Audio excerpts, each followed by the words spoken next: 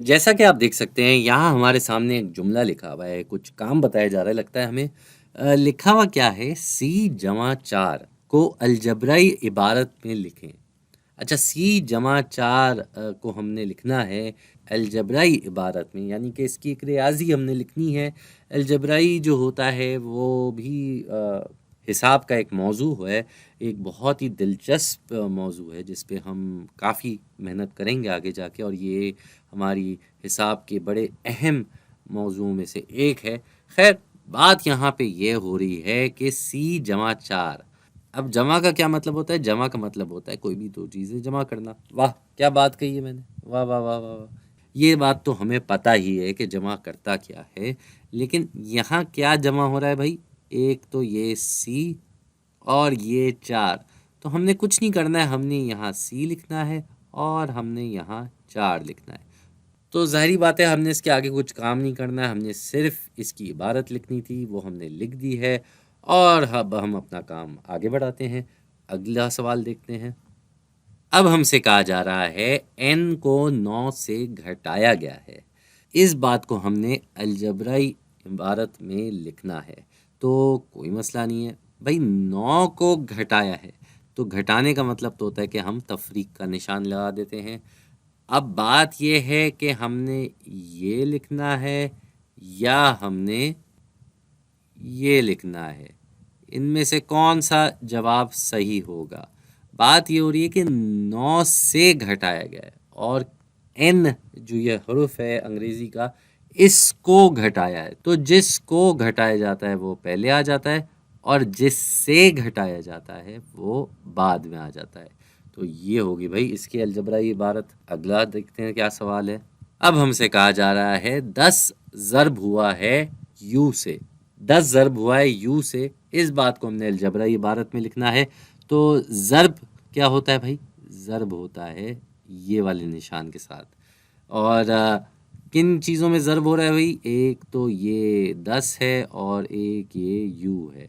तो 10 लिख देंगे और यू लिख देंगे, इनके दरमियान ये ज़र्ब का निशान आ चुका है और ये हमारी अलजबराई इबारत आ गई इसकी। अगली इबारत देखते हैं क्या होनी चाहिए। यहाँ हमसे कहा जा रहा है कि 9 के डी हिस्से को अलजबराई इबारत में लिखें।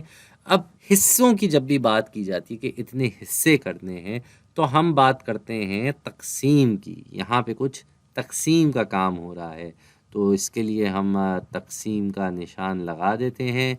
अब क्या तक़सीम हो रहा है? किसके हिस्से करने? 9 के हिस्से करने हैं। तो इसका मतलब 9 पहले आ जाएगा, जिसके हिस्से हो रहे होते हैं भाई वही तक़सीम हो रहा होता है। तो 9 पहले आ गया और हमने कितने हिस्से करने हैं? हमने डी हिस्से करने हैं। तो यहाँ पे हम ये अंग्रेज़ी का हुरुफ डी लिख देंगे और अब हम चलते हैं अगली इबारत पे। अब बात हो रही है कुछ बढ़ाने की। f को 3 से बढ़ाया गया है। तो बढ़ाने की जब बात की जाती है तो हम ये जो बढ़ाने का लफ्ज़ इस्तेमाल कर रहे हैं, इसका मतलब है हमने जमा करना है। बढ़ रहा है ना, कोई चीज़ बढ़ रही है, इसका मतलब ज़्यादा हो रही है। ज़्यादा कैसे हो रही है? जमा होके हो रही है। तो हम जमा का निशान लगा देंगे और f को 3 से बढ़ाना है, तो पहले f आ जाएगा क्योंकि f के ऊपर काम हो रहा है और कितने से काम हो रहा है? 3 से। तो f में हम 3 जमा करेंगे। जाने से पहले मेरे ख्याल से एक और इबारत देख लेते हैं। अब यहाँ हमसे कहा जा रहा है f को 3 से घटाया जा रहा है। घटाने का मतलब क्या हुआ भाई? घटाने का मतलब हुआ तफरीक का निशान, कम किया जा रहा है। घटाने का मतलब कम करना। अब किसको कम कर रहे हैं हम? f को कम कर रहे हैं, तो f आ जाएगा पहले। और हम कितने से कम कर रहे हैं? हम 3 से कम कर रहे हैं। लिहाजा f से 3 कम करना कुछ ऐसे लिखा जाता है। तो उम्मीद है आपको ये समझ में आ गया होगा अलजबराई इबारत कैसे लिखी जाती है। बिल्कुल वैसी लिखी जाती है जैसे हम आम तौर पे नंबरों को रियाजी में लिखते हैं। यहाँ पे भी कुछ इसी तरह का काम है।